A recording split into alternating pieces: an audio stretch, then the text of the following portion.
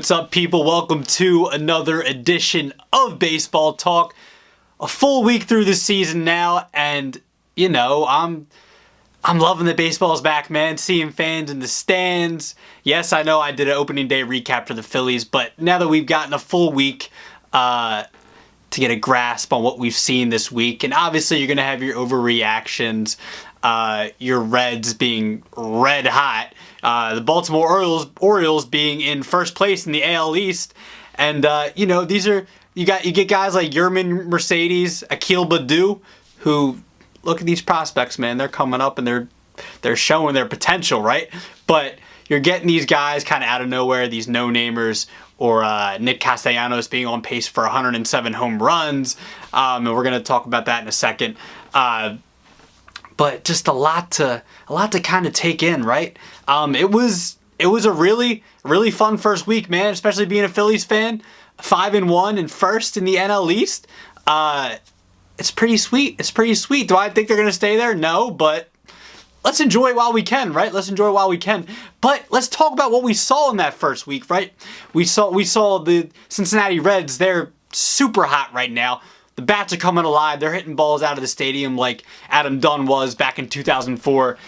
Nick Castellanos, to me, one of the more underrated players in Major League Baseball, is absolutely doing damage to the baseball, and he's doing damage to himself by getting suspended 2 games for flexing and cussing on St. Louis Cardinals pitchers, which I think is ridiculous. I think Castellanos shouldn't have got suspended. I thought that was stupid. I mean, if you're a Cardinals fan, do you love Castellanos for doing that? No. If you're a Reds fan, if you love him for doing that, yes. But Castellanos shouldn't have got suspended for that. What do you get suspended for? I mean, you do that in the NBA.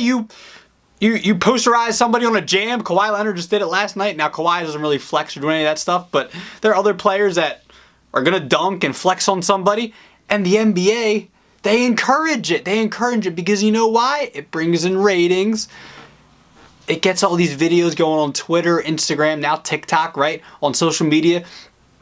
The fans love it. The fans love it. They capitalize off of it. The NFL, right? The NFL, they used to fine players for, I think they still kind of do for certain celebrations, but they used to give, the touchdown celebrations. They didn't used to allow it, and they realized, like, wait, fans wanted that. So let's bring it in. Let's bring it in. MLB. I'm not saying that if you're a Cardinals fan, do you love that? If you're an opposing fan of the opposing team, do you love what Castellanos did? No. But look, MLB shouldn't be suspending Castellanos for that. Is there a little bit of a tussle there and a little bit of a talk between players and the teams? Yeah, I get that. I get the dialogue there. I get it. But it's good for ratings. It's good for TV. I love it. It seems like the Reds are always mixed in with this somehow, or whether it's Amir Garrett attacking Pittsburgh Pirates' entire roster, or whether it's Derek Dietrich pimping home runs, Yasiel Puig as well. The Reds always seem to be this team that's in this type of stuff. So also, let's talk about a few players that have been hot the first week. Some one player. The first one I'm going to say, Yermin Mercedes, Chicago White Sox. It sucks that Eloy Jimenez went down. He's going to be out for the season pretty much. I think they said 5 or 6 months. That's pretty much for the season. If they make the playoffs, he's probably not going to be back for that either. But Jimenez goes down, and if you're a White Sox fan, you're like, oh, this sucks. They still have a good team, though. To me, they still have a great team. They can make the postseason. They can make a run. But Jimenez is a really important player to that team. But you plug in somebody like Yermin Mercedes. I don't think anyone's ever heard of this guy. Unless you're a White Sox fan, a diehard White Sox fan that follows the farm and everything like that. Yermin Mercedes comes in raking.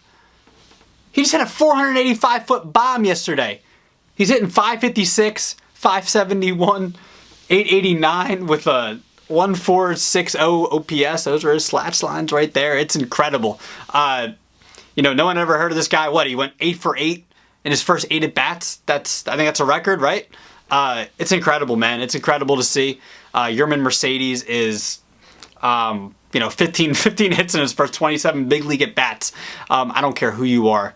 If you're a big name, small name, if you're a highly touted prospect, low prospect, got a chip on your shoulder, whatever. Yermin Mercedes, big boy, and he hits for power, and he likes to pull the ball. Hasn't driven a ball the other way at all this year. So Yermin Mercedes is really fun to watch. Seems like this is going to be another player for the White Sox. Seems like they got guys coming up. Madrigal, who I heard, what was the stat? He's only had 21 career swings and misses so far in his big league career so far, which is insane. Nick Madrigal. The White Sox. The White Sox are still a playoff team in my eyes, even with losing Jimenez, unfortunately. But Yermin Mercedes, man, exciting. He hit that ball. Looked like he was going to hit it out of the stadium. And that was right after Yoan Moncada went Apo Taco. And the White Sox, man. White Sox. Lance Lynn on the hill yesterday. Complete game shutout. You got guys like Giolito and Lance Lynn at the top of that rotation. And then you got Keuchel right behind him. And then you got guys like Dylan Cease, Michael Kopech. Hopefully he can stay healthy this year. It's really exciting, man. Lance Lynn, maybe because he's been on the Rangers in the past, maybe he doesn't get as much love. Now he's on the White Sox. He's going to be on a winning team. Maybe he'll get a little bit of love. His command is really, really good. He doesn't have like extremely high velocity like a Giolito or a DeGrom or a Scherzer. But Lance Lynn, his command, his pinpoint accuracy is so good, and we saw it yesterday against the Kansas City Royals. So let's talk about Byron Buxton too. Byron Buxton, he's got a lot of things, man. He's got the power. We're seeing it this year, right? 4 home runs already. He's got the speed. He can field center field really, really well. I believe he was top 10 in outs above average last year. For center fielders. So he can do everything for that team, man. As long as he can stay healthy for that Minnesota Twins team, man, that AL Central is tough. Like I just talked about with the White Sox. The Indians still aren't a bad team. You saw Jose Ramirez. Jose Ramirez is still Jose Ramirez. And the Indians still have a really good pitching there. You still got Bieber there. Bieber setting all types of records. I forget what the record he set this week was, but it was something that hasn't been done since like Nolan Ryan. The Indians are still a good team. Yes, they lost Lindor. It's a big loss. You lose guys, but you still got Jose Ramirez. You still got they're a pitching factory. They just bring in arms. It doesn't matter who it is. You got Zach Plesac. You got Shane Bieber. You got Tristan McKenzie. You've got a bunch of these guys who can just throw the freaking ball. They're nasty. It doesn't matter who it is. You lose guys like Trevor Bauer, and you lose guys like Kluber, who's in New York now, and he's looking solid so far for New York.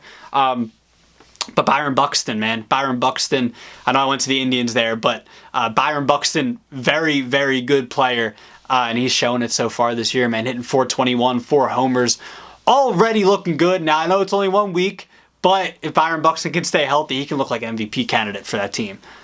Just saying. So last but not least, going to get to the Phillies here. Obviously, I'm a Phillies fan. I want to talk about the Phillies.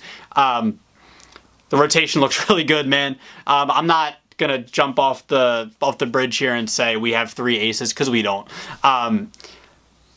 Maybe we do. Maybe in 3-4 months I'm saying that, and Zach Eflin is staying healthy and staying consistent, knock on wood. I'm still not sold on Eflin yet. I mean, I think it's going to take... Look, even if Eflin has 1, even or 2 good months, I want to see it with him over a full season. Now, his stuff looked nasty in his first start against Atlanta. It looked really good, and he has that sinker and that 2-seam fastball working. Look, man, he's just going to be himself this year, and I think that's very key for Zach Eflin, just to be himself. That's what's going to get him to stay consistent in this year. And people are saying, oh, he can win a Cy Young. I think was it Larry Bow? I forget who said it on the Phillies, but said that Zach Eflin can win a Cy Young. And now everyone gets attached to that, and everyone's like, oh, Eflin's going to win the Cy Young. Look, man, I'm satisfied with what I've seen from Eflin.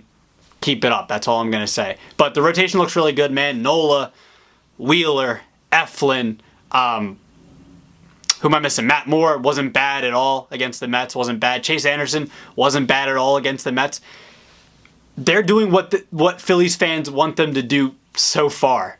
What they want them to do, they're doing.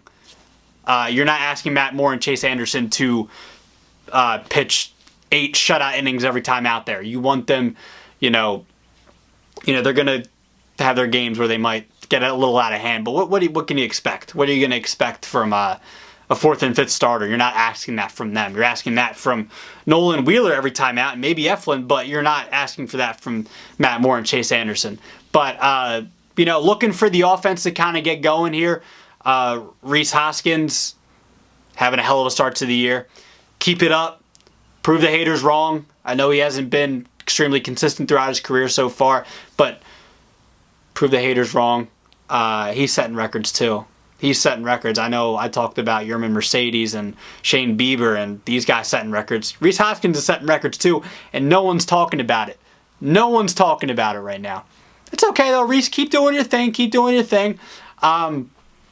The offense hasn't done too much, but they haven't had to because the rotation and the bullpen hasn't. I didn't even talk about the bullpen. The bullpen has been extremely good too. Jose Alvarado throwing gas up there. Like I said in the video last week, all he has to do is just keep that command up. Jose Alvarado. Archie Bradley's been good. Brandon Kinsler, he hasn't come in too much, but he's been good every time he's come in. Hector Neris hasn't been bad. He's been pretty good.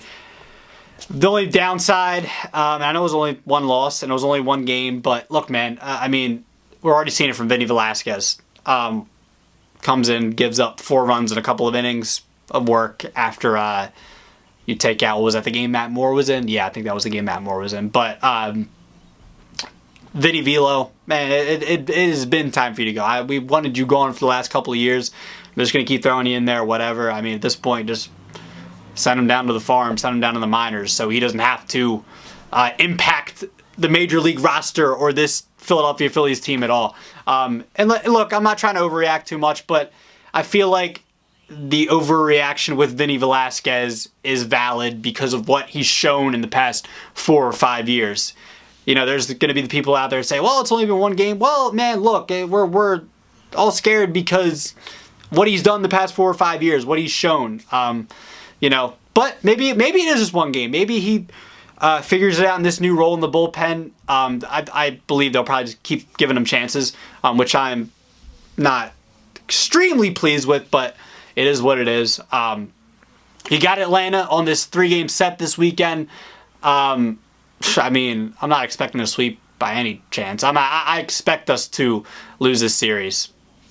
Not being I am being pessimistic, but look, man, it's the Phillies. I still have them finishing 3rd place in the NL East. I know it's one weekend in the season. I am happy. I'm satisfied, but I'm not trying to get attached to this whole, the rotation is so good. So good. The bullpen's so amazing. They look good so far. That's all I'm going to say about the Phillies bullpen, the rotation, and the team. The offense, which is crazy, is the offense hasn't been good yet, and they're the one we expected to be extremely good this year. So I expect them to kind of break out of this at some point. They did it against the Mets the other night, putting up that 8th spot. But I expect the Phillies offense to kind of break out of it. But I don't expect them to fare well against the Braves this weekend. But who knows? Maybe the Braves suck this year. Who knows? Maybe the Phillies are going to win the World Series. I don't know. So baseball talk, man. Let me know what you thought of this episode in the comments. Let me know what you like, what you didn't like about this episode. And yeah, man, I'm trying to do these daily, coming back with a lot of these videos throughout the season. At least once a week. I'm going to have interviews, not just me doing. You're not going to just hear me talk. If you hate me, but maybe you're going to like some of the interviews I do, stay tuned for them. Later, or not even later. It'll be coming soon, but throughout the season, I'm trying to mix up, me doing one-on-one with these blogs, but also having interviews and doing all different types of stuff. If you have any ideas you want me to do, want me to try, drop them in the comments. Let me know. Follow me on Twitter at Rojas_media_ on Instagram at Rojas_media. And yeah, man, that was another edition of Baseball Talk. Thanks for watching.